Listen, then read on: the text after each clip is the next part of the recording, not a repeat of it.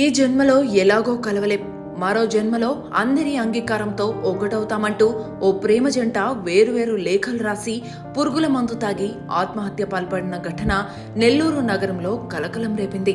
తూర్పు గోదావరి జిల్లా కొవ్వూరుకు చెందిన బచ్చు జోసెఫ్ రత్నకుమార్, కృష్ణా జిల్లా కైకలూరు మండలం ఆటపాకకు చెందిన చిల్లు ముంతశ్రావణి విజయవాడలో ఒకే కాలేజీలో బీటెక్ చదివారు. ఆ సమయంలో వారిద్దరి మధ్య స్నేహం ప్రేమగా మారింది. కులాలే కాదు, మతాలు కూడా వేరు కావడంతో వీరి ప్రేమను పెద్దలు అంగీకరించలేదు. కౌన్సిలింగ్ ఉందని చెప్పి ఇద్దరూ ఈ నెల 21న నెల్లూరుకు వచ్చారు. కళాశాలలో రైల్వే స్టేషన్ కు సమీపంలోని హోటల్లో గదిని అద్దెకు తీసుకున్నారు. కౌన్సిలింగ్ పూర్తి కాలేదని మరో రోజు గదికి నగదు చెల్లించారు. 23న గదిని శుభ్రం చేసేందుకు స్వీపర్ వెళ్లి తలుపు కొట్టగా ఎలాంటి అలికిడి లేదు. బయటకు వెళ్లి ఉంటారని భావించి అక్కడి నుండి వెళ్లిపోయారు. మరుసటి రోజు అలాగే జరిగింది.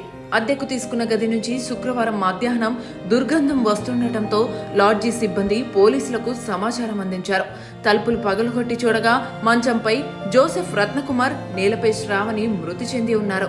పురుగుల మందు తాగి ఆత్మహత్య చేసుకున్నట్లు పోలీసులు గుర్తించారు. వారు తమ తల్లిదండ్రులకు రాసిన లేఖలను గుర్తించి స్వాధీనం చేసుకున్నారు. ఇదిలా ఉంటే శ్రావణి కొన్ని నెలల కిందట హైదరాబాద్లో ఉద్యోగ ప్రయత్నాలు చేసి ప్రస్తుతం ఇంటి వద్దనే ఉంటుంది. కొన్ని రోజుల ముందు తండ్రికి తెలియకుండా ఆయన ఫోన్ పే నుంచి విడతల వారీగా 3,72,000 రూపాయలను రత్నకుమార్ ఖాతాకు పంపించింది. నగదు లావాదేవీల్లో తేడాలు గమనించిన తండ్రి బ్యాంక్ అధికారులను సంప్రదించగా వివరాలు అందించారు. యువతి తల్లిదండ్రుల మధ్య దీనిపై చర్చ నడిచి ఇది సైబర్ నేరస్తుల పనిగా భావించి పోలీసులకు ఫిర్యాదు చేయాలని తలచారు.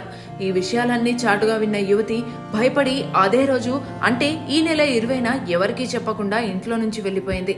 గాలించిన వివరాలు తెలియకపోవడంతో యువతి తండ్రి ఈ నెల 25న పోలీసులను ఆశ్రయించి తన కుమార్తె అదృశ్యమైనట్లు ఫిర్యాదు చేయగా కేసును కూడా నమోదైంది.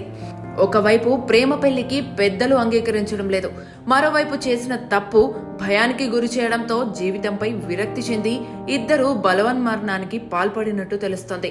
ఏది ఏమైనా ఓ ప్రేమలో నెగ్గిన ఆ ఇద్దరు జీవితంలో ఓడిపోయారు. ఈరోజు మాకు సింహపురి హోటల్ దగ్గర నుంచి వారి మేనేజ్మెంట్ దగ్గర నుంచి ఒక రిపోర్ట్ రావడం జరిగింది.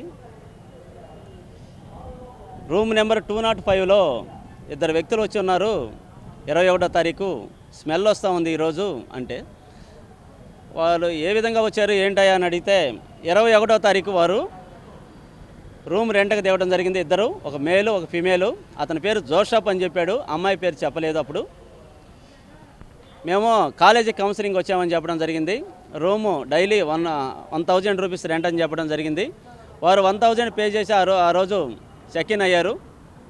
ఆ తర్వాత నెక్స్ట్ డే 22 కూడా మేము ఇంకో రోజు ఉంటామని చెప్పి ఇంకో 1,000 రూపీస్ కట్టారు.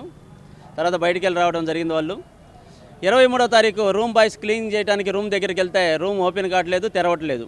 సరే లోపల ఉండారేమో అనుకున్నారు, లేకపోతే బయటికి వెళ్ళారేమో అని.